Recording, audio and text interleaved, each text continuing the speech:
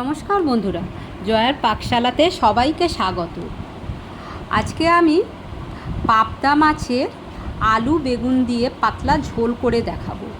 এই গরমে যখন কিছুই খেতে ভালো লাগে না, তখন এইভাবে মাছের ঝোল অমৃতের মতো লাগে।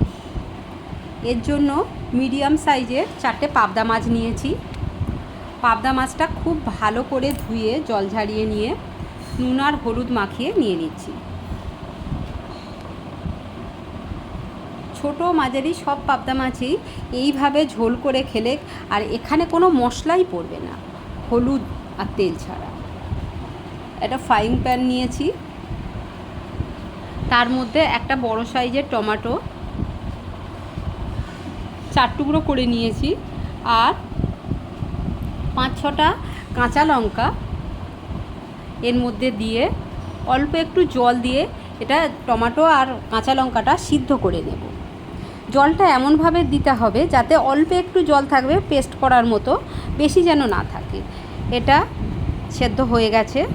এটা 3-4 মিনিট ধরে আমি সিদ্ধ করে নিয়েছি।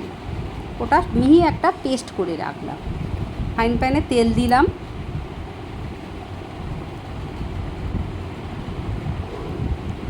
তেলটা একটু গরম হতে দেব।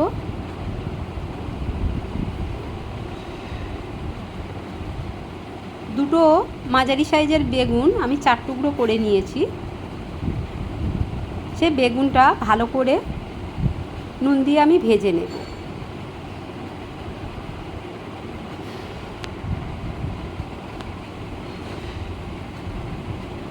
এখানে নুন দিয়ে দিলাম হাফ চামচ, দিয়ে খুব ভালো করে ভেজে নেব। ভাজাটা একটু ভালোভাবেই ভাজতে হবে, যাতে আমি ঝোলে দিয়ে খুব বেশি ফোটাবো না। বেগুন ঝোলে দিয়ে ফোটালে ঝোলের টেস্ট একটু কম হয়ে যায়।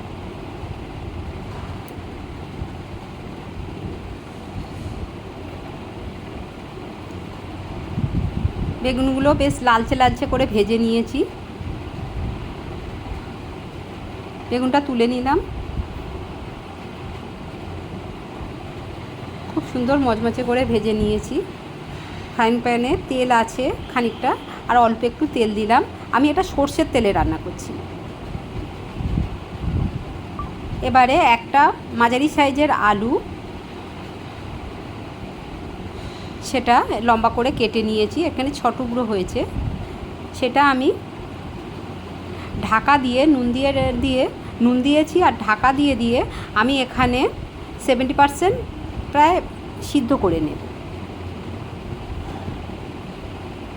এখানে আপনারা শুধু বেগুন দিয়েও করতে পারেন।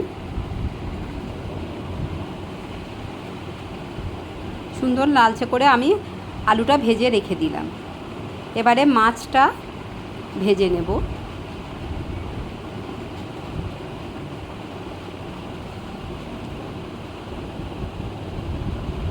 মাছগুলো সব ফ্রাইং প্যানে দিয়ে দিলাম। এক পিঠ হয়ে গেছে, আর এক পিঠ উল্টে দিচ্ছি। খুব কড়া করে মাছটা ভাজবো না।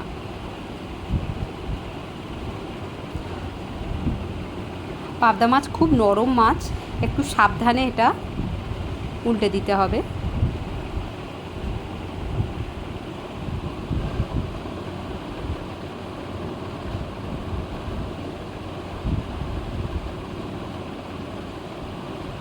ভাজা প্রায় হয়েই এসেছে।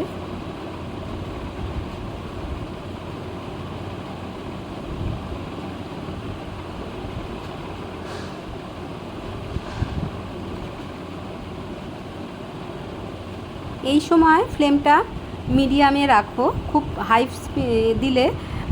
হাই ফ্লেমে দিলে কি হবে, মাছটা উপর থেকে লালচে হয়ে যাবে, কিন্তু ভিতরে কাঁচা থেকে যাবে। মাছগুলো ভাজা হয়ে গেছে, আমি তুলে নিচ্ছি।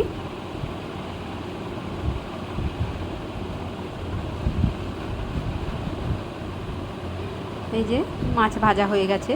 ওই ফ্রাইং প্যানে যা তেল আছে হয়েই যাবে।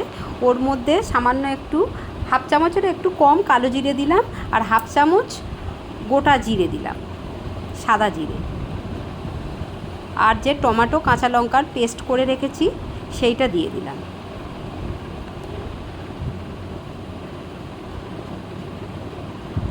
রেসিপিটি ভালো লাগলে লাইক, শেয়ার, কমেন্ট এবং সাবস্ক্রাইব করতে ভুলবেন না।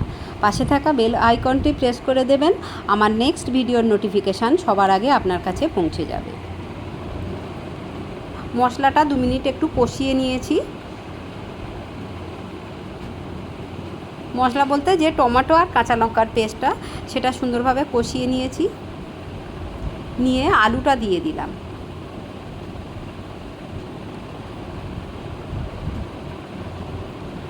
রান্নাটা হওয়ার পরে মনেই হবে না যে এটা বিনা মশলায় হচ্ছে। খুব সুন্দর কালার আর টেস্ট তো অপূর্ব হয়। এবারে এখানে আমি 3-4 মিনিট কষিয়ে নিয়েছি, তারপর জল দিয়ে দিলাম পরিমাণ মতন। আমি বড় বাটির 1 বাটি জল দিয়েছি এখানে। দিয়ে এটা ঢাকা দিয়ে এখন মিনিট 3 কুক হতে দেবো। ঢাকনাটা খুলে নিয়েছি।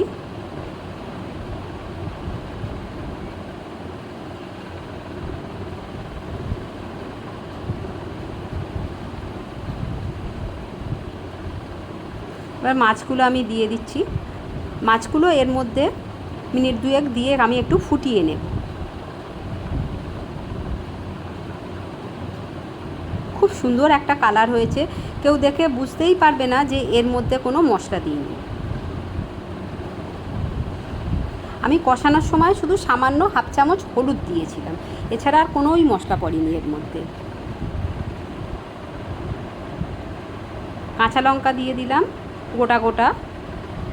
খুব সুন্দর একটা কাঁচা লঙ্কার একটা স্মেল আসবে এর মধ্যে। এটা হয়ে গেছে। দেখুন কত সুন্দর খেতে লাগছে। গরম ভাতের সঙ্গে এই রকম পাতলা ঝোল জাস্ট অসাধারণ লাগে, আর কোনো কিছুই লাগে না।